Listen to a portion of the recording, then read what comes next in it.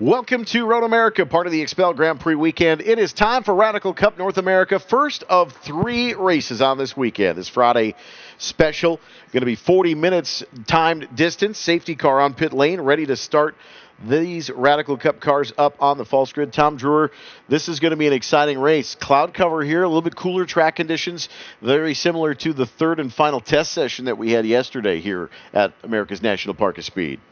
Eric, this has been a spectacular day of action, and it hasn't stopped.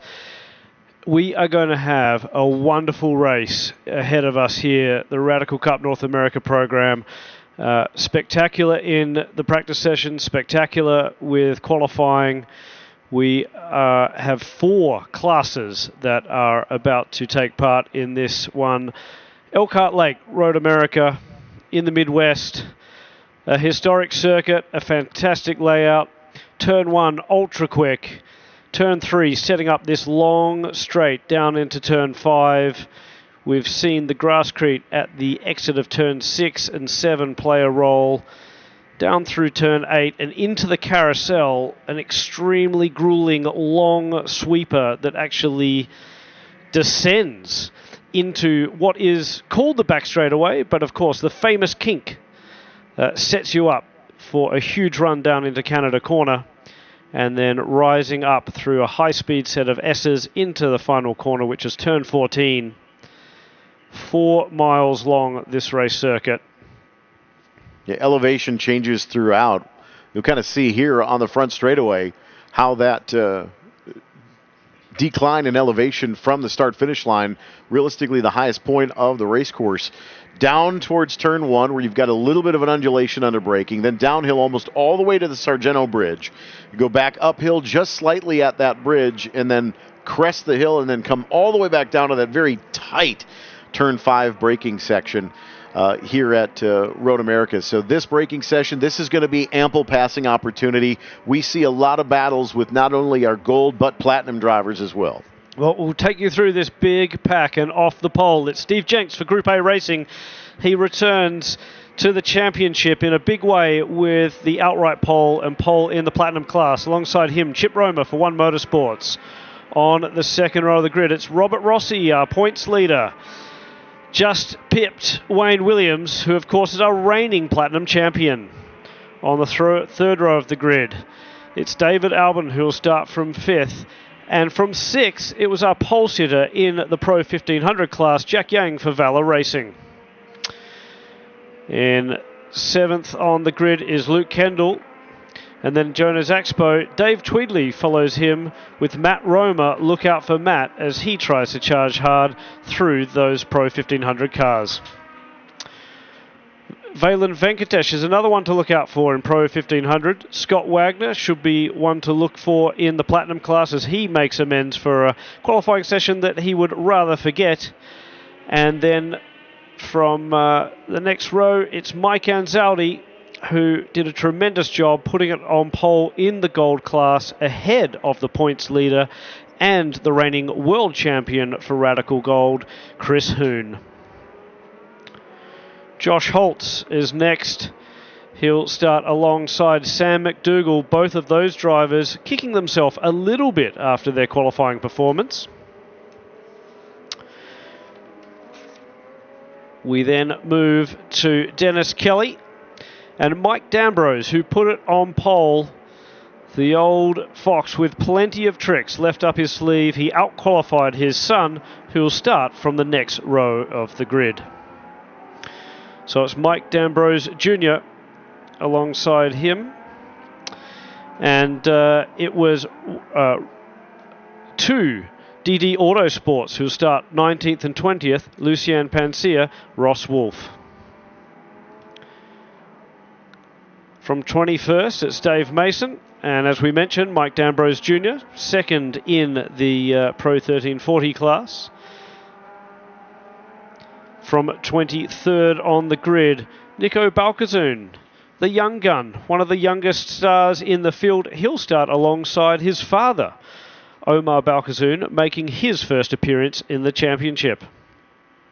From 25th on the grid, the points leader in Pro 1340, Declan Dionorine, We'll start alongside the man who's second in points, Evan Wolf for Crown Racing.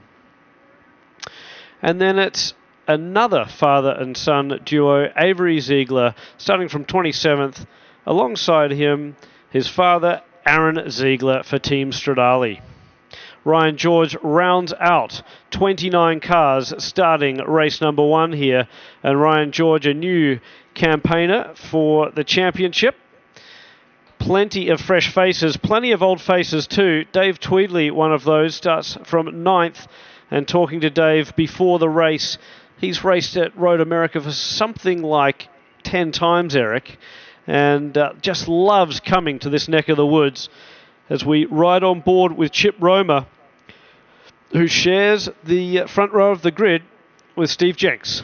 And they are behind the yellow Road America safety car. And there's a good look over his right shoulder, looking out over that halo system here on this Radical Cup car. Safety car into the Screaming Sicilian pit lane.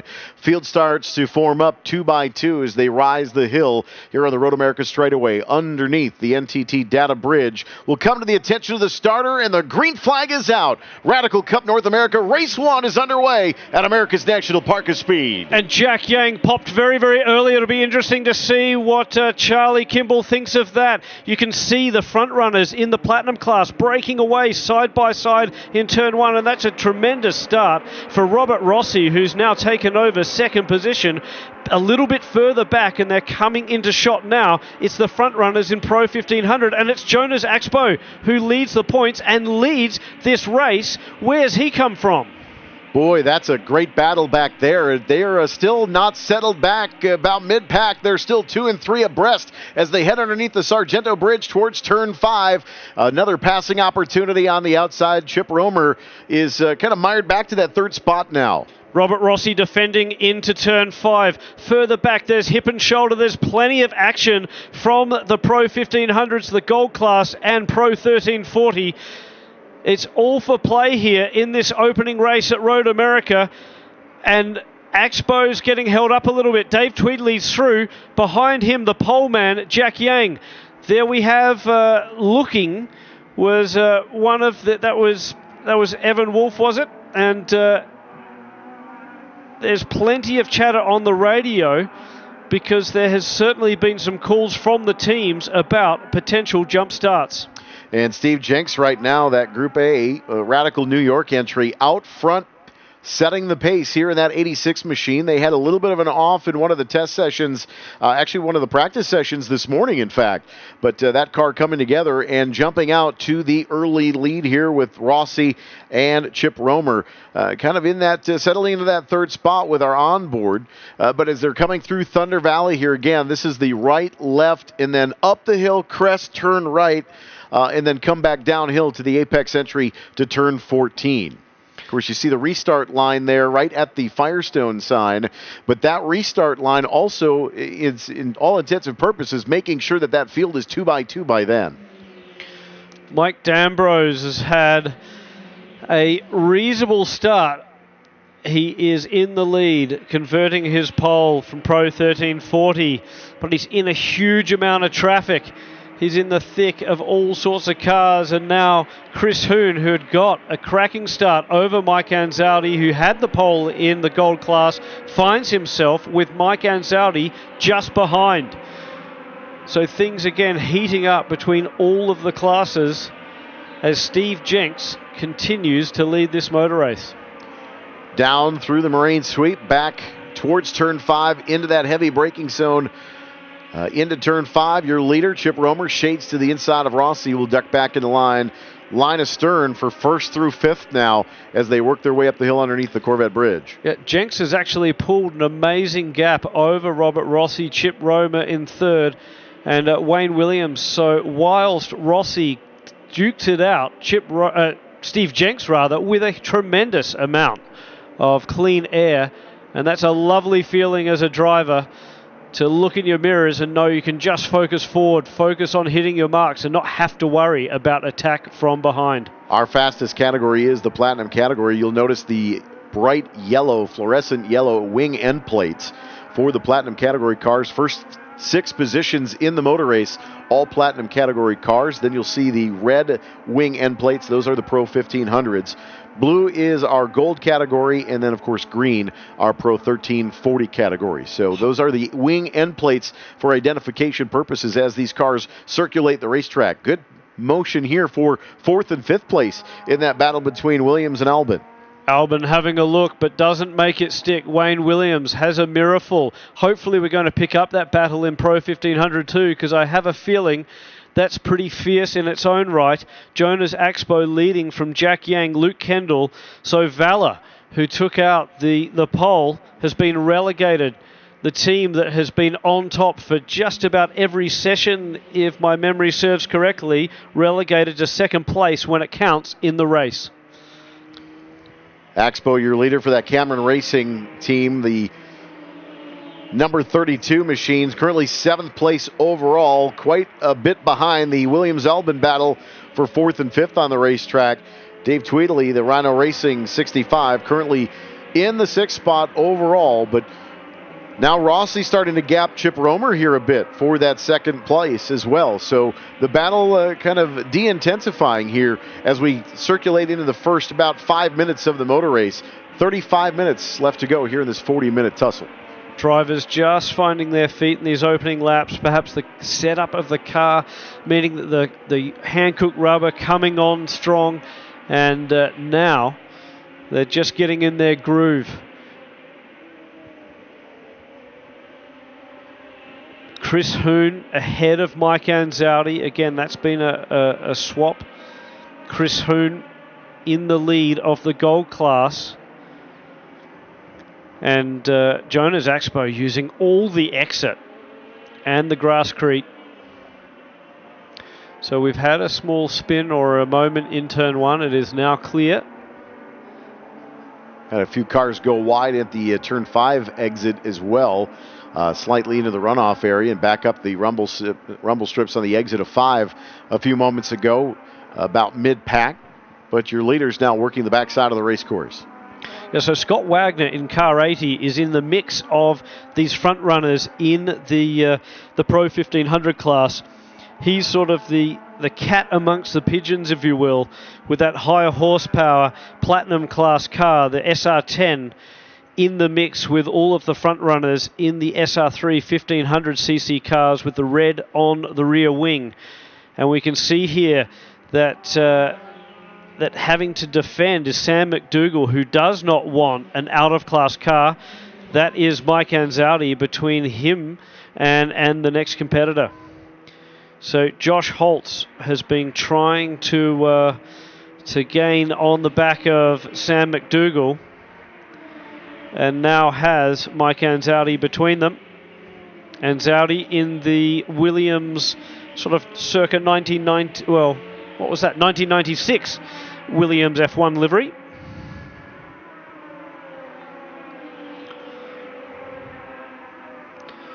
So Mike Anzaldi carving his way up through the field, trying to gain back on Chris Hoon. The gold class, distinguished by blue on the rear wing. Chris Hoon has found some pace at the start of the race. So if you've joined us on the live stream, we're now riding on board with Chip Romer. And you can see how much he's working at the wheel. Meanwhile, there's a fantastic battle between Jonas Axbo and Jack Yang. And Jack Yang's closed on the back if you're around this race circuit. And anywhere between turn 7, 8 and 9, look out for the Tiger Beetle car. The 32 is being hustled hard by Jack Yang. Yang is certainly pushing apex exit out of turn 8 into the carousel, but lost about 3 or 4 car lengths there from Axbo as Axbo starting to pull away a bit. So Axbo leads the points heading into this race. He's certainly been the star of Pro 1500. He's been more consistent than the rest. That has been the main advantage for the Radical Northwest Cameron Racing driver. There's no doubt that Luke Kendall has shown tremendous speed. There's something about Road America that just brings Jack Yang alive. He's a former race winner here. That was back a few years ago with Group A Racing. And now Jack Yang continues to close. You can see that seesaw.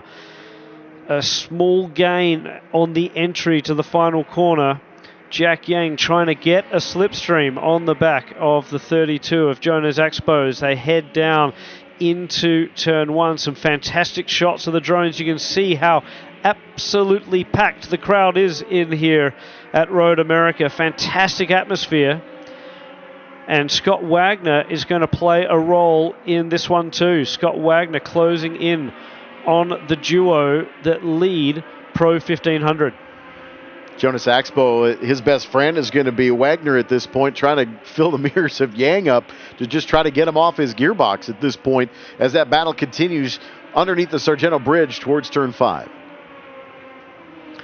So a little bit further back, we're picking up some of the cars, the likes of Luke Kendall, who's in a little bit of a fresh air at the moment. And I believe Wagner's gotten around Yang here.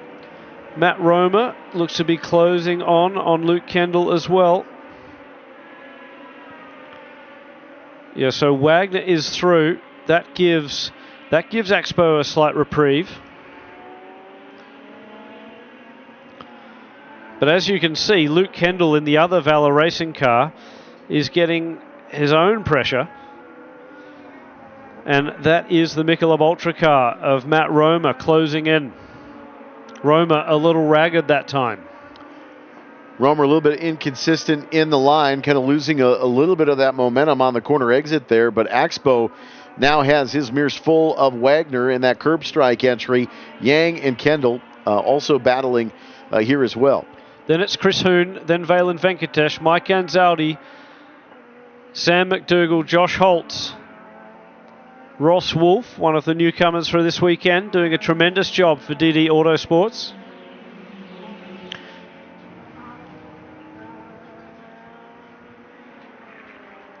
Further back, it's Mike D'Ambrose Jr., who's got past D'Ambrose Sr. for the lead in Pro 1340. So plenty of action from all of the classes, and we wondered what the dinner time talk would be around the D'Ambrose household. At the moment, the bragging rights go to the son, the man with the big radical tattoo on the left bicep. And we don't mean it's just a great looking tattoo. It's literally a radical car tattoo. That's right. And it is big. So we've got multiple father and son duos racing out here in Radical Cups. Fantastic to see so many families enjoying their motorsport in this great category. Of course, the category has produced a number of talents over the years, and we've just witnessed Le Mans with at least five Radical alumni, including George Kurtz, who took the win in the Pro-Am LMP2 class. And this year also marks the 20th anniversary of the Radical SR9's first race at Le Mans. So some wonderful history, and it all starts at Radical Cup North America and other Radical Cups around the world. In fact, Luke Kendall has been racing alongside his teammate Jack Yang in Radical Cup Europe as well. An international team that is in Valor Racing, competing on no less than 3 continents in Radical Cup. So they know what to do. And now we ride on board in the live stream with Mike D'Ambrose, who sits second in class, 18th overall, and is just heading around the carousel. So D'Ambrose Sr. leads D'Ambrose, or D'Ambrose Sr. is chasing D'Ambrose Jr. Just a few years of experience chasing the younger generation. Yeah, indeed. 2 Autobahn Country Club members. And Mike D'Ambrose Sr. scored a hat-trick of wins at the opening round at Sebring. He was unable to head over west. Family commitments meant he couldn't be at Sonoma. And that really left a young Canadian, Declan Dionorine, to extend or gain a points advantage. But the championship's going to heat up in Pro 1340 with D'Ambrose this weekend doing a stellar job. And plenty of competition in that class. In fact, Nico Balkazoon is ahead of Declan Dionorine. And Declan relegated to 4th in class at the moment.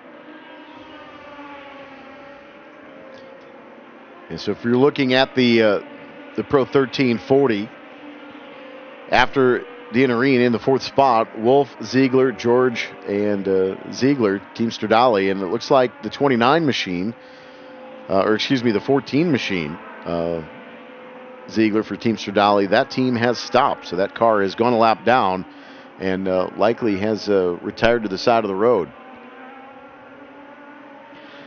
So interestingly, at the pointy end of the field, Chip Roma has just set the fastest lap of all. And Chip Roma is circulating quickly. So he sits 3rd in the race in the Platinum class at the moment. And he's just gone purple in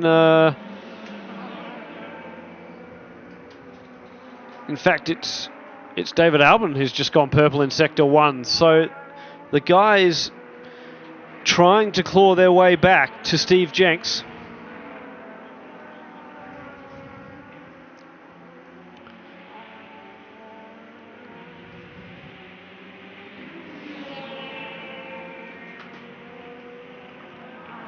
Jonas Axpo sits 8th at the moment. Still leads Jack Gang in Pro 1500. And now some out-of-class action again. And this could get interesting for Junior. Mike D'Ambrose Jr. is finding himself behind a Pro 1500 car. So that is Ross Wolf.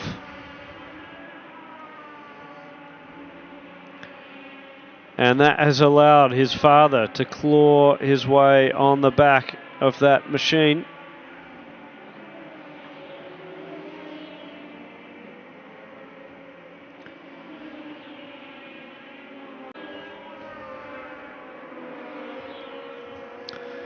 So Steve Jenks still leads overall from Robert Rossi, Chip Roma. Jonas Axpo, your leader in Pro 1500.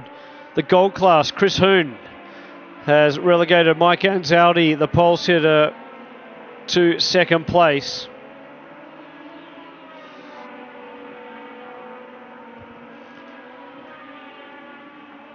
And it's Mike D'Ambrose Jr. who leads his father in Pro 1340.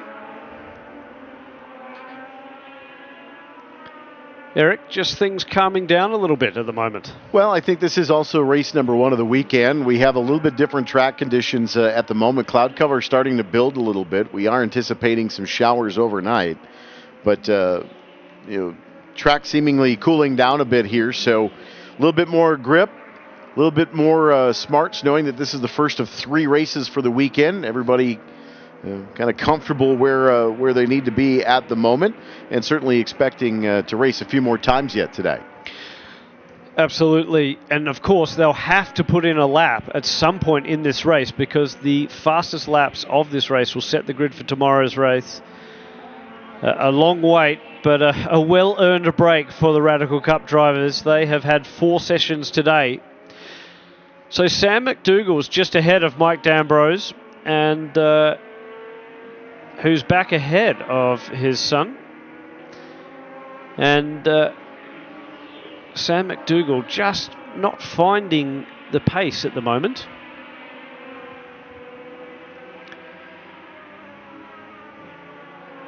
Again, if you're watching the live stream, we've just gone on board with Chip Roma on the left-hand side, who's still working the tiller extremely well and hard as he negotiates the Platinum Class car around this wonderful circuit.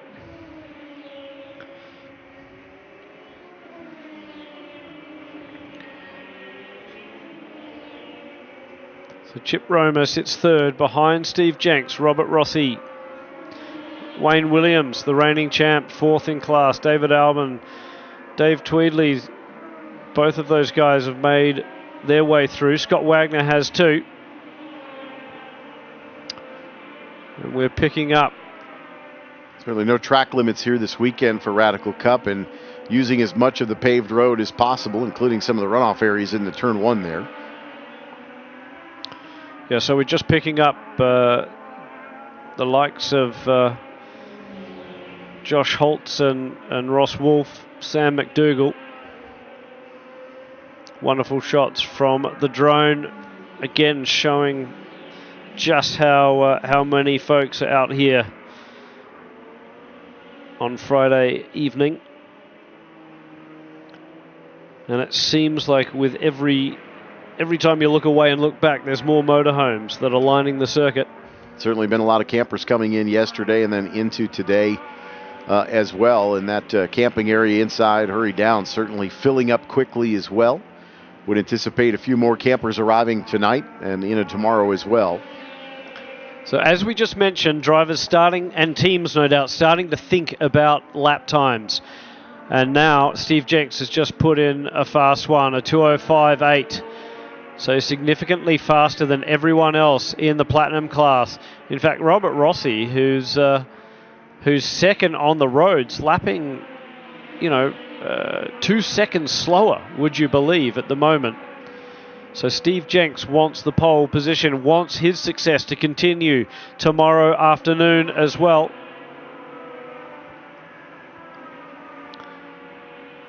Chip had some problems for the One Motorsports entry, running third place right now. Had some issues this morning, but certainly not the pace that I would have expected from Chip Romer here at Road America. He's comfortable here. He loves this racetrack, but struggling a little bit on straight line speed, it looks like, for Chip Romer this weekend. Yeah, that's the real balance, is just how much wing you run in these cars, how much of a barn door do you create down the long straightaway. When I looked at Jack Yang's car after qualifying, the wing was absolutely laying down flat.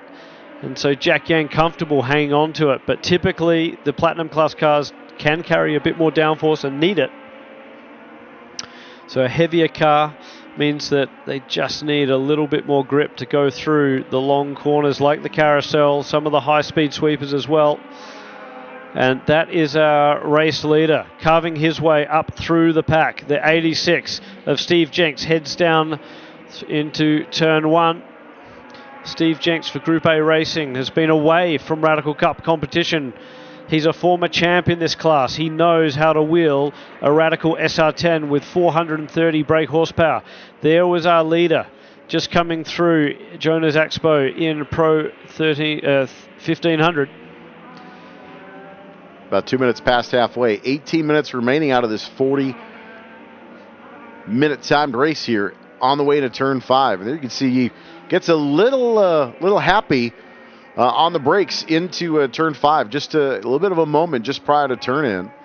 It's amazing, though. He's being a little conservative with how much track he's using, too. So circulating very, very quickly, but not doing it with, say, the flair that some of these other drivers are when they're using all of the curb, all of the grasscrete, maybe a little bit of dirt as well. So you can see even at the exit of a corner where we've seen so many drivers run wide, Steve Jenks just being smooth. It's a very tidy line. Yeah, exactly. Pointed down the racetrack, rotating the car early, lights ablaze. The 86, typically he runs 68, that car number not available this year. And Steve Jenks well in command. Maybe in a moment we can pick up Jonas Axpo and Jack Yang and just see how that battle is going for the front runners of Pro 1500. Luke Kendall still sits third. Matt Roma is one of 4 cars that are running line astern on the racetrack. We'll wait and see. So there is the leader, Jonas Axpo. I don't think that was Jack Yang behind. So again, drivers carving their way up through the back markers of this near 30-car grid. Could just see the flash of Wayne Williams go through. And this is starting to get pretty racy for second through fourth. Look at this. Wayne Williams closing in on the back of Chip Romer. Robert Rossi with a mirror full of both of them. So Wayne Williams, our reigning champ, what can he do with 15 minutes remaining? Have some of these guys left it late, perhaps conserve the Hankook rubber, are waiting to make a late lunge? Speaking of lunge, Romer's looking to the outside of Rossi. Can he make it on the outside the long way around? Oh, no. Stunning. Both of them missed the brake markers. And Wayne Williams capitalizes. Fantastic stuff for Wayne Williams. He says, thank you very, very much. It was amazing initially how late Chip Romer was on the binders, and then Rossi responded, both of them running long in the braking zone. Wayne Williams passing both. Not sure if that was a result of Romer missing the breaking point or Rossi missing the breaking point and him avoiding the missed breaking. I honestly think Rossi saw the car on his outside and thought, hang on, mate, you're not going to get past me here, and let off the brake pedal again. And then, of course, both of them long. And now Chip Romer is going to attack Robert Rossi as they go through the kink. High-speed stuff. Big commitment. Oh, and there's been a massive accident. That's Chip Romer through the kink. The kink claims another victim, and Chip Romer has found the wall on the exit of the kink. So if you're watching the live stream, we're actually on board with Chip Romer, who's trying to refire the car, but he's been in the wall and no doubt damage. He's in fourth gear still, so he's not going to go anywhere. He's trying to actually get going. Well, he is. He's rolling forward, but still in fourth gear, so I wonder if there's gearbox damage to that car.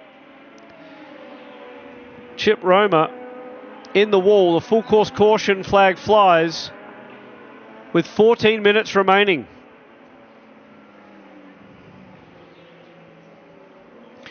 So what will this do? A race that was relatively calm. The contenders stretched out will now pack up behind the safety car. It's not going to take long to remove Chip Romer's car. There's plenty of time to get going back green. Of course, we're behind the Corvette safety car at the moment. This changes everything. We now have a couple of battles. I'm not even going to say that Steve Jenks, by all comparison, that's an 8 to 16 second lead that he had that's completely erased at this point. You know, and this is another example where if we do end up getting a replay, I imagine the Grasscrete has done its job here, because usually there would just be a car in a million pieces at the exit of the kink, and Chip Romer's car is almost together. In fact, you can see he's still trying to get going. He did just move the car forward. He's in neutral at the moment. Visor up, so he may have conceded defeat here, but he has been trying to get going.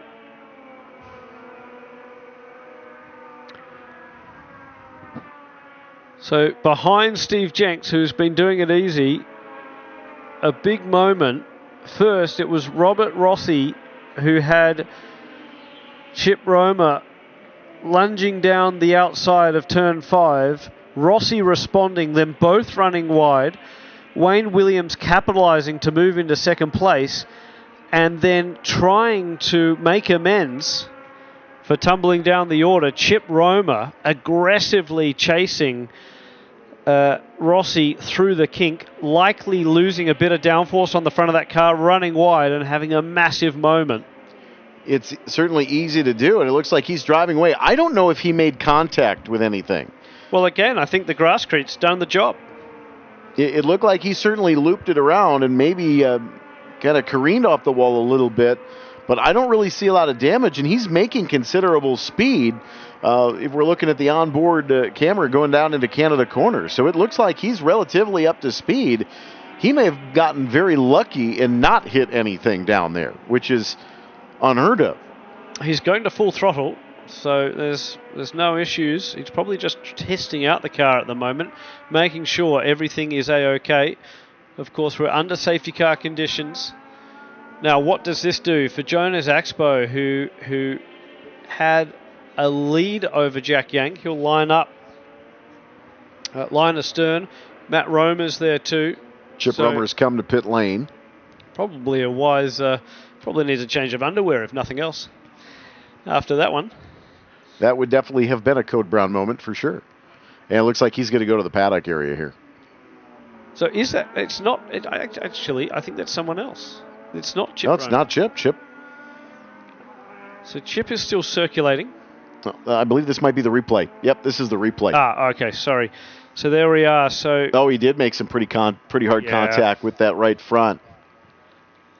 So that was and look at Chip it again Romer here. Coming up behind. You can see he's quite tight on the entry to the carousel. It's sort of here that he probably has a little bit of a wiggle because the aero is starting to wash. And then again, he looks to the inside slightly. But these cars, if you're following that closely through the kink, it is possible to just have a bit of aero wash. I think what that might have been is he may have lifted a little bit much and thought that he was going to need a little bit more downforce. Sometimes when you lift off the throttle, it changes the balance of the car a little bit, and just the rear end becomes a little bit lighter at that point, and certainly went around. But absolutely. If not much more than a little bit of right front damage, that could have been a whole lot worse for Chip Romer. Well, it shows how strong these cars are and how robust. Now, green flag is coming back out. The green flag is coming back out, and the Platinum class drivers using this opportunity. And there's been a massive accident on the front straight. That's a car going round and round, and there's all sorts of debris, more damage for... so these were the Platinum class cars passing some of the Pro 1500 drivers. Evan Wolf has been the man with the biggest mishap there. Evan Wolf in the 68 machine. So it's full course caution. There's debris strewn all over the front stretch, and we can't quite see it out of the commentary booth. It's down towards turn 1. Perhaps we can get a shot as Evan Wolf climbs out of his Crown Concepts car. So good to see that Evan's okay. But I think that was a case of some of the Platinum class drivers coming through, and certainly some big contact being made. There was a huge speed differential as we went back green.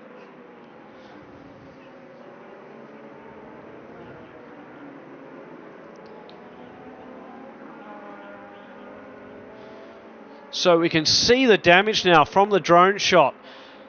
This Radical is absolutely destroyed. Again, the integrity of the car. Just great to see the cockpit's survival cell, the safety structure, and everything else doing its job. Evan Wolf walking away, and you can see that he's already been consoled by the Crown Concepts drivers. And in fact, but the car is, I don't think there's a wheel on it.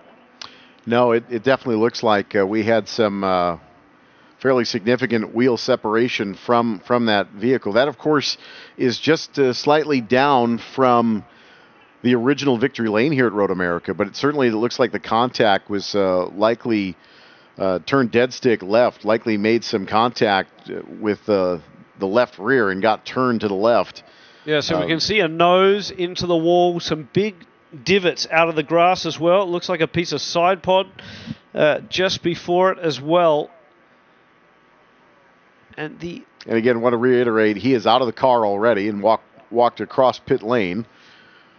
And Road America safety team will begin the cleanup here with some cars coming down the straightaway here underneath yellow, under full course yellow. So Steve Jenks survived, David Albon, Wayne Williams, Robert Rossi. It looks like we have lost a couple of Platinum class cars. I think Scott Wagner might have been involved in that incident. We could see a black Platinum class car pulling off to the side. Yes, and here we go. This is the replay. So this is literally on board. The flag is flying green, and he gets served from the rear end, and is just an absolute passenger. Evan Wolf, lucky not to get hit again, actually. Certainly. With all the cars coming back to the restart. I wouldn't mind seeing that again. And just to see the development there. The pit wall is right up against the edge of the racetrack, and I must admit that sometimes you get a bit of a false sense of what gap may exist. You can see Evan Wolf does move over a little bit. Not to say that he did anything wrong. He's on his racing line. He's looking at the car ahead, possibly thinking about passing. Well, he is trying to pass the car ahead. But then you can almost see a convergence between his car and the wall. I think the gap just closed for possibly Scott Wagner or whoever that was. I don't know if that was really anyone's fault, but it's just a bad mishap and bad timing. There is a second car that did go down. I believe that is Scott Wagner that would be over in towards the turn one, just past the pit out, I do believe. Yeah, so again, you can see the accident damage in the back of Evan Wolf's car. That is unbelievable. It's just ripped out the entire rear wing subframe, the rear right corner, the gear drive unit, so much of the rear end, but that's absorbed the impact. You can see that the roll hoop, the cockpit safety structure, the general cockpit, and of course from that onboard vision, Evan absolutely A-OK. Hands off the wheel. He did a good job of accepting that he was going for a wild ride, and he's got out to tell a tale. So we're down to the final 4.5 minutes, and given my knowledge of this racetrack, I do believe that this may very well end under yellow. There's a lot of cleanup to do, certainly. So, Steve Jenks, we thought that this full course caution might change everything. Well, it did in many regards, but for a number of the front runners in each of the classes, it didn't. So Steve Jenks has led from start to, well, basically from start to finish.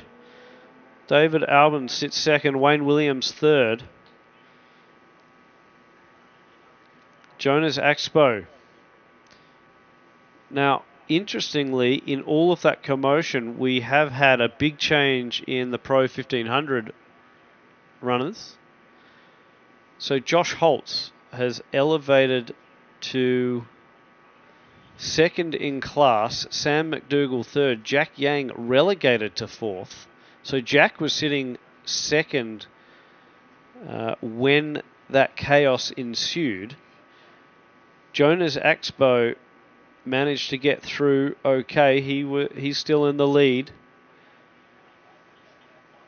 But we've also got in the gold class Ross Wolf, his first time, would you believe, in Radical Cup racing, and he's leading the class from Dennis Kelly, who survived. Chris Hoon lost out big time in that melee.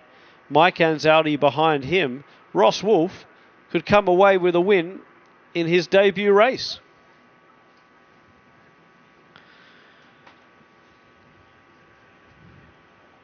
Mike D'Ambrose made his way through, it would appear.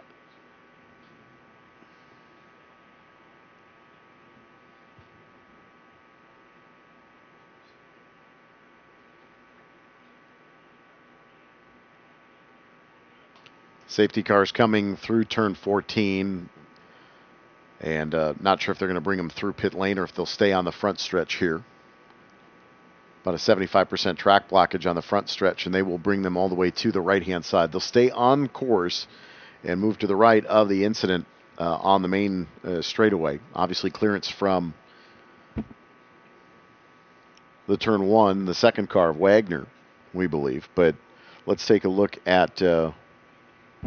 Just intrigued to see some of the results, because we're getting slightly mixed results. Some of them may be a little bit jumbled up, and they may have to go back to a situation or the last completed lap, which is always a possibility in a situation like this. So the checkered flag will be next time by.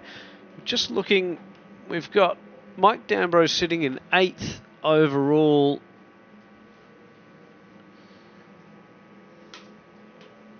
on the live stream. Yeah, he is sitting 8th overall. So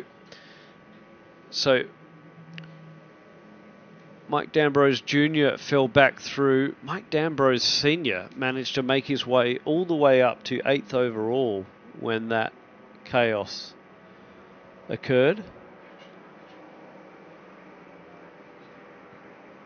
So a reasonable amount of equipment out on the front straightaway here at Road America. Well, the barrier certainly needs to be relocated. Looks like they have made pretty significant contact with the barrier. We could see the onboard shots from Wolf's car just being taken away. I think you're going to need a dumpster for the rest of the debris out on the circuit. And, you know, we often say, don't we, that yellows breed yellows, and that was an unfortunate incident on a restart. We've seen incidents from time to time here at Road America on the start up the hill, and, you know, it is blind, but again, it didn't look, I don't think that was intentional at all. I don't think it was just a case of converging lines. I think the faster Platinum class car was up against the wall. You could see that Wolf was reacting to the car in the immediate, to his left front. Yeah. So moving over to give and giving a reasonable amount of space. You could say, well, maybe a little bit too much space, but at the end of the day, focused on passing the car ahead, and the converging lines between his car and the inside wall just meaning that gap disappeared. It's not the first time. But again, the good news, Evan, okay, out of the car without assistance, and was out before the safety team even arrived. Certainly, I'm sure, quite a bit of frustration there as well. Yeah, he just would feel so frustrated. I think he'll be possibly a little relieved once he sees the vision and just realizes that, it wasn't an intentional issue. It wasn't really someone, trying to do the wrong thing or anything like that. Just a bit of a racing moment in reality. We certainly probably can't believe the amount of energy that he collected as he went into the wall, and he was sent on a wild ride. Very reminiscent of the Aston Martin crash in a World Challenge event a few years back here for the Heart of Racing Aston. Made some contact in the front straightaway, coming to a full course yellow. Made contact and pretty heavy contact with the barrier over in that side of the racetrack. So the other drivers will be relieved to know about Evan's condition. I'm sure they've been asking their teams, because everyone would have seen how much debris was on the racetrack. Steve Jenks is circulating now behind the safety car, hoping to pick up a great win on his return to the championship. You can't take anything away from Steve Jenks in the 86 machine. He's done a stellar job in qualifying, converted that pace into the first race and taking the win with the fastest lap as well. David Albon looks set to pick up second in class. Wayne Williams will be on the podium. Jonas Axpo extends his points lead in the Pro 1500 Championship. First in Pro 1500 from Josh Holtz. Sam McDougall finds himself on the podium here at Road America. And Ross Wolf taking a win on debut from Dennis Kelly. Chris Hoon relegated to third. And how about Mike D'Ambrose Sr.? Takes the win over Junior.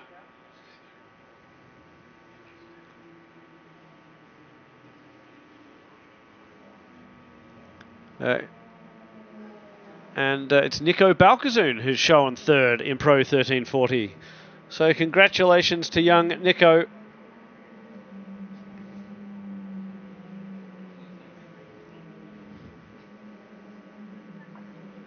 Well, that was some action to end the day with. Well, that was we certainly knew that there was going to be some exciting racing. Unfortunately, we had two very quick, exciting incidents. One over on the backside of the race course with Chip Romer over in turn 11. But looking at this here, let's take a look at the final results. Yeah, today. so the confirmation of the results: Steve Jenks from David Albon, Wayne Williams on the box at Road America. Then it's Robert Rossi, Scott Wagner, Chip Romer, Dave Tweedley rounding out the top 7 in the Platinum class. In Pro 1500, Jonas Expo converted an early lead into a win. Josh Holtz, through all that commotion, comes home second. Sam McDougall risen to third place. Matt Romer, Jack Yang, Valen Venkatesh, and Luke Kendall relegated to 7th. That will have some championship point implications. In the gold class, Rolf Wolf wins on debut for DD Autosports. Can't get better than that. Dennis Kelly second.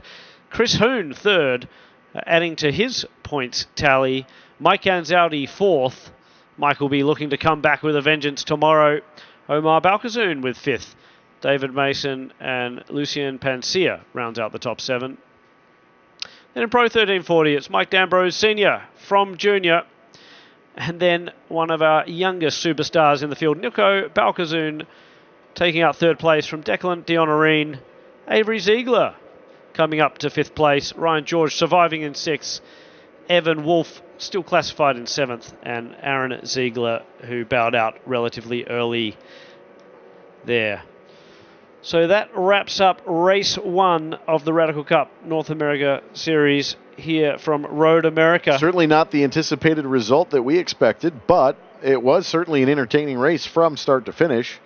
Unfortunately, with those incidents, though. But a great race 1. Looking forward to race 2 tomorrow afternoon.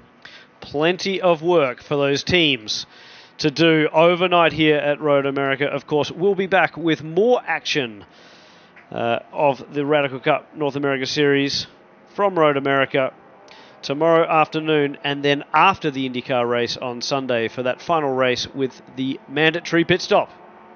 We'll see you then.